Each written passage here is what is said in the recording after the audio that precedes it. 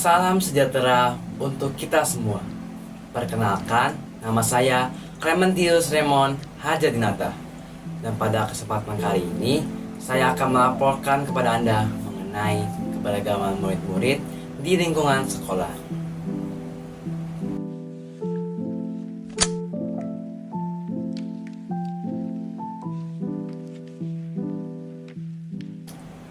Sebelum kita masuk lebih dalam, perlu diketahui bahwa keberagaman adalah suatu kondisi dalam masyarakat yang memiliki banyak perbedaan dalam berbagai bidang.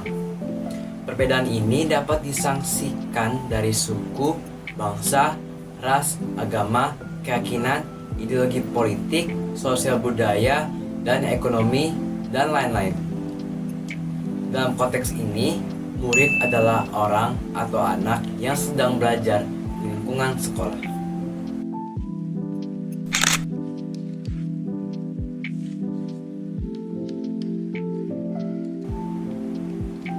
Faktanya, dari sekitar 44 juta murid yang ada di Indonesia, masing-masing murid memiliki perbedaan maupun kesamaan yang membuat murid-murid di Indonesia sangat beragam.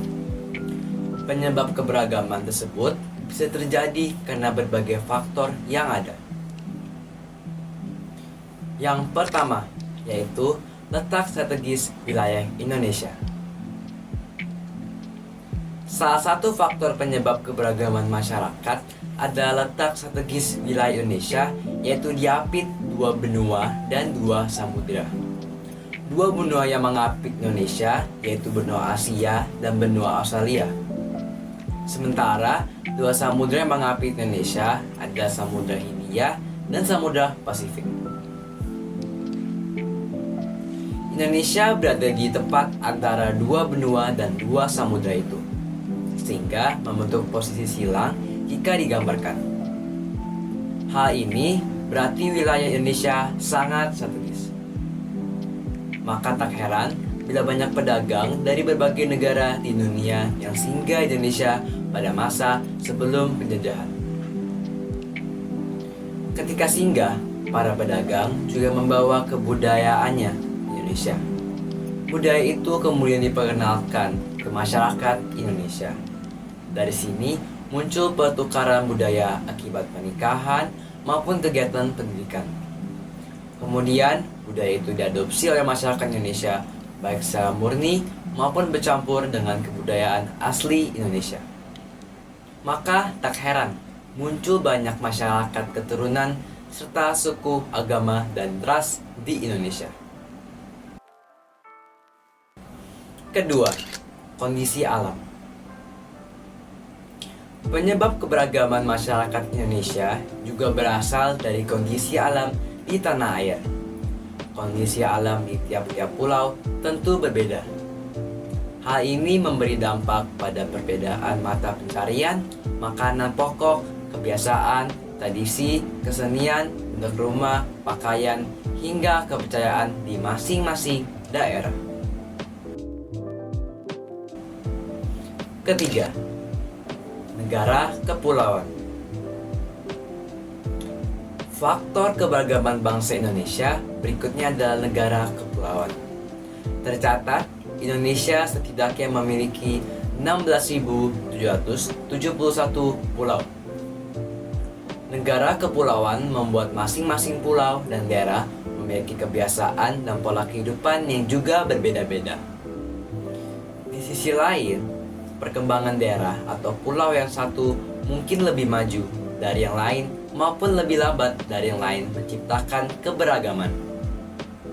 Mulai dari keberagaman suku, ras, kepercayaan, sampai norma dan nilai yang berlaku. Pun begitu dengan mitos-mitos yang berkembang di masing-masing daerah.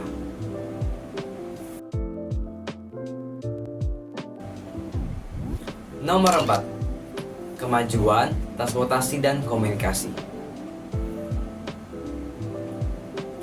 Seperti halnya kondisi negara kepulauan, kemajuan teknologi dan komunikasi di masing-masing daerah dan pulau di Indonesia juga berbeda-beda. Hal ini juga menjadi penyebab keberagaman masyarakat. Misalnya, Masyarakat ibu kota biasa lebih maju dari segi pemanfaatan alat teknologi dan komunikasi. Maka dari itu, perkembangan kehidupan mereka pun lebih tinggi karena tidak ketinggalan informasi. Sementara masyarakat di pulau terpencil umumnya kesulitan akses teknologi dan komunikasi, sehingga berpengaruh ke kebiasaan mereka. Umumnya kemajuan transportasi pada komunikasi terjadi karena akses dan peran daerah.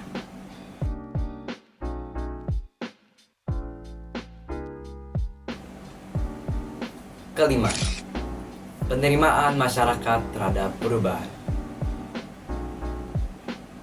Keberagaman suku di Indonesia selanjutnya juga terjadi karena faktor penerimaan masyarakat terhadap perubahan. Biasanya, masyarakat di perkotaan lebih dinamis dan terbuka dengan budaya baru. Misalnya, tidak masalah menikah dengan orang yang bukan berasal dari keturunan yang sama. Sementara, masyarakat di pedesaan umumnya lebih ingin menikah dengan orang yang berasal dari suku dan ras yang sama, sehingga membuat keturunannya memiliki budaya yang murni dan kental. Dalam kehidupan sehari-hari, tanpa disadari kita bertemu, berinteraksi dengan banyak orang yang beragam-ragam. Namun, bagaimana kita menghadapinya? Simaklah wawancara berikut.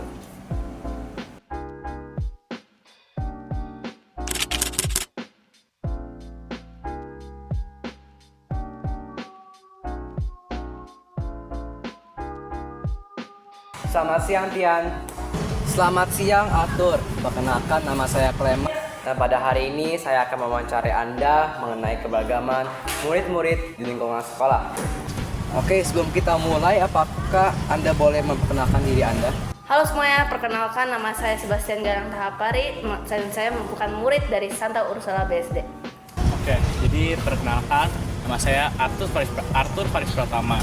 Saya bersekolah di Santa Ursula BSD sejak TK dan saat ini saya menginjak kelas 2 SMP. Oke, baik. Apakah benar bahwa ada banyak murid-murid yang beragam di lingkungan sekolah? Ya, memang benar. Kalau di sekolah ini ada beragam murid-murid yang berbeda agama di sekolah ini. Dari TK hingga SMP saya sering menemukan ada beberapa orang yang memiliki agama yang beragam. Betul, di lingkungan sekolah saya memiliki banyak teman yang memiliki beragam agama, budaya, maupun suku. Kalau gitu, bagaimana ya pandangan Anda terhadap mereka? Ya, sikap.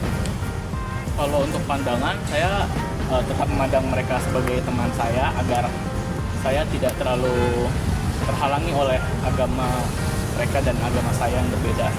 Terus kalau untuk sikap mereka, saya harus menjaga sikap saya dalam berteman dengan mereka agar saya tidak menyinggung agama mereka dari langsung atau secara tidak langsung.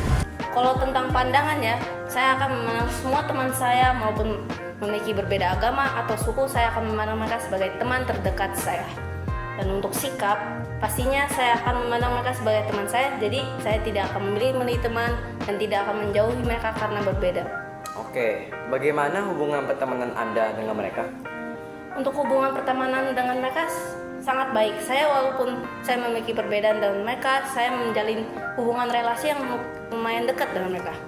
Kalau hubungan saya sama mereka, saya tetap enjoy berteman dengan mereka. Saya sering makan bareng, bareng, pokoknya gitu lah. Mungkin ada kendala nggak yang Anda alami itu sama mereka? Untuk kendala, saya tidak pernah ada kendala atau masalah atau apapun. Tetapi mungkin untuk dalam acara beragama seperti Katolik, ada banyak misa di Santa Ursula BSD, mungkin susah untuk mengajaknya. Kalau untuk kendala sih nggak ada sih. Soalnya saya dari dulu berteman dengan mereka tanpa memikirkan perbedaan agama dari saya sendiri atau dari mereka gitu. Agar saat kami berteman, kami tetap enjoy dalam Islam. Oke, apa dampak yang mungkin Anda alami sama berteman dengan mereka? Kalau untuk dampak sih, selama saya berteman dengan mereka, saya kan sering sharing nih sama mereka. Saya pastinya dapat mengenal sedikit-sedikit mengenai agama mereka, asal-usulnya dan ya. Dampaknya sih saya dapat mengetahui tentang pelajaran agama mereka, apa yang kayak cerita-cerita dari agama mereka, dan saya juga bisa mengenal banyak budaya dari suku-suku mereka sendiri. Oke, untuk terakhir, apa pesan yang bisa Anda berikan kepada penonton kami? Ya kalau untuk pesan sih, jika kalian ingin berteman dengan seseorang, maka pandanglah orang itu sebagai teman kalian. Jika kalian memiliki sebuah perbedaan di antara kalian dan orang itu, kalian tidak perlu memikirkan perbedaan itu, karena itu semua akan menghalangi Anda dalam berteman. Untuk penonton yang menonton video ini, saya harap kita semua bisa menjalin relasi dekat dengan orang yang berbeda agama atau suku. Semoga kita bisa mengikuti nilai Bhinneka Tunggal Ika, berbeda-beda tapi tetap satu. Terima kasih. Baik, sekian dari wawancara kami kali ini. Selamat siang, terima kasih.